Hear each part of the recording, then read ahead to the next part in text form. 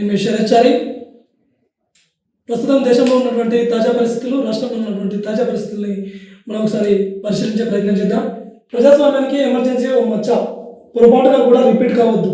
ప్రధాని మోదీ దేశాన్ని జైలుగా మార్చి నేటికి 50 ఏళ్ళు రాజ్యాంగాన్ని రద్దు చేసి ప్రజాస్వామ్యాన్ని బంధించారు. నాటి కాంగ్రెస్ పాలనపై ప్రధాని మోదీ ఆగ్రహం. రాజ్యాంగబద్ధమైన పాలన అందిస్తామని వెల్లడి. ఎంపీగా పార్లమెంట్లో ప్రమాణ స్వీకారం. 50 ఏళ్ళైన ఎమర్జెన్సీని వదలరా అంటూ ఖర్గే కౌంటర్. ప్రధానమంత్రి నరేంద్ర మోదీ నిన్న పార్లమెంట్ సమావేశాలు ప్రారంభమయ్యాయి. ఈ నేపథ్యంలో ప్రధాని మోదీ చాలా కీలక వ్యాఖ్యలు చేసినటువంటి పరిస్థితి. పార్లమెంట్ ఆవరణకు వచ్చేసి ప్రెస్ మీట్ ముందు ఎమర్జెన్సీ నాటి పరిస్థితులను ఒకసారి గుర్తు చేశారు. ఇక్కడ మనం ఒకటి చర్చించుకోవాలి. ఎమర్జెన్సీ విధించి ఇవాళకి 50 ఏళ్ళు పూర్తయింది. 1975 జూన్ 25న ఇందిరాగాంధీ ప్రభుత్వంలో ఈ ఎమర్జెన్సీని విధించారు. ఆనాటి ఎమర్జెన్సీ పరిస్థితుల్లో అనేక మంది విప్లవకారులు కావచ్చు, స్వాతంత్ర సమరయోధులు కావచ్చు, అనేక మంది జాతీయవాదుల్ని కావచ్చు, నేషనలిస్టులు కావచ్చు, వివిధ రాజకీయ పార్టీ నాయకులందరినీ కూడా నాటి ఇందిరాగాంధీ ప్రభుత్వం అరెస్ట్ చేసి జైలుకు పంపించినటువంటి పరిస్థితి. ఆనాడు ఉన్నటువంటి వాజ్పేయి, అద్వానీ ఇట్లాంటి ముఖ్యమైనటువంటి నేతల్ని కూడా జైలుకు పంపించినటువంటి పరిస్థితి. అనేక చోట్ల కూడా విప్లవకారుల్ని, ఉద్యమకారుల్ని బందీకాలంలో వేశారు. ఎమర్జెన్సీ రోజుల్ని గుర్తు చేసుకొని ఇది ఒక బ్లాక్ డేగా ఈరోజు బీజేపీ నిర్వహిస్తుందంటే ఆనాడు ఉన్నటువంటి పరిస్థితులు ఎంత దుర్భరంగా ఉన్నాయో ఒకసారి మనం అర్థం చేసుకోవచ్చు. స్వాతంత్రం వచ్చిన తర్వాత కూడా దేశంలో రాజ్యాంగంలో ఉన్నటువంటి కొన్ని లొసుగుల్ని ఆసరాగా చేసుకొని ఎన్నడూ లేని విధంగా ఎమర్జెన్సీని విధించారు. ఫస్ట్ విధించినటువంటి ఎమర్జెన్సీ ఇందిరాగాంధీ ప్రభుత్వం అనేసి కూడా మనం చెప్పుకోవచ్చు. ఇందిరాగాంధీ అప్పుడున్నటువంటి పరిపాలన తర్వాత, ఎమర్జెన్సీ తర్వాత ఉన్నటువంటి పరిస్థితుల్ని ఒకసారి పరిశీలిస్తే, గతంలో ఇందిరాగాంధీకి ప్రభుత్వ సంక్షేమ పథకాలలో ఇందిరాగాంధీకి ఒక పేరు ప్రగతిలో వచ్చినటువంటి పరిస్థితి, ఎమర్జెన్సీ విధించిన తర్వాత ఇందిరాగాంధీకి ఎంత వ్యతిరేకత వచ్చిందనేసి కూడా మనం ఒకసారి అర్థం చేసుకోవచ్చు. ఎమర్జెన్సీనే ఇందిరాగాంధీని మటుమాయం చేసిందని కూడా మనం ఇక్కడ చర్చించుకోవాల్సినటువంటి అవసరం ఉంది.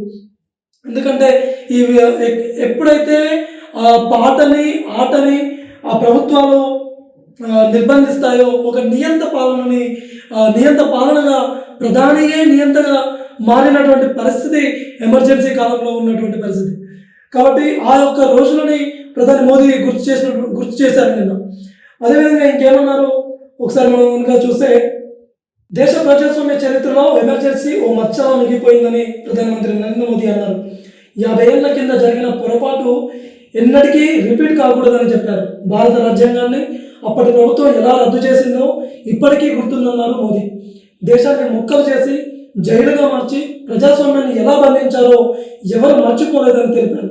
1975 జూన్ 25న అప్పుడు అధికారంలో ఉన్నటువంటి కాంగ్రెస్ ప్రభుత్వం ఎమర్జెన్సీని విధించిందన్నారు. మంగళవారంతో దీనికి 50 ఏళ్ళు పూర్తిగా వస్తున్నాయని మోదీ తెలిపారు. అంటే ఇవాటికి ఎమర్జెన్సీ విధించి ఖచ్చితంగా 50 ఏళ్ళు. రాజ్యాంగబద్ధంగా సామాన్య ప్రజల కళలను నెరవేర్చేందుకు పార్లమెంట్లో తీర్మానం చేస్తామన్నారు. సోమవారం ఉదయం పార్లమెంటుకు చేరుకున్న మోదీ కేంద్ర పార్లమెంటరీ వ్యవహారాల శాఖ మంత్రి కిరణ్ రిజిజు స్వాగతం పలికారు. 18 లోక్సభ సభ్యుడిగా ప్రమాణ స్వీకారం చేయడానికి ముందుగా ప్రధానమంత్రి నరేంద్ర మోదీ పార్లమెంట్ ఎదుట మీడియాతో మాట్లాడారు.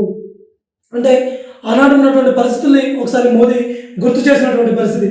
ప్రతిపక్షాలు బాధ్యతతో వ్యవహరించాలి. ప్రతిపక్ష సభ్యులకు ప్రధాని మోదీ చురకలందించారు. దేశానికి బాధ్యతాయుతమైనటువంటి అపోజిషన్ కావాలన్నారు. పార్లమెంట్ హౌస్లో ప్రతిపక్ష సభ్యులు సహకరించాలని, స్నేహపూర్వక వాతావరణంలో ప్రతి సమస్యను చర్చించేందుకు ముందుకు రావాలన్నారు. నిరసనల పేరుతో నినాదాలు చేస్తూ టైం వేస్ట్ చేయొద్దని మోదీ చెప్పారు. డ్రామాలు అస్సలు చేయొద్దని, సభలో గందరగోళం సృష్టించవద్దని, ప్రజలు పెట్టుకున్నటువంటి నమ్మకానికి అనుగుణంగా అపోజిషన్ సభ్యులు వ్యవహరించాలని ప్రధానమంత్రి కోరినటువంటి పరిస్థితి మనం చూస్తున్నాం.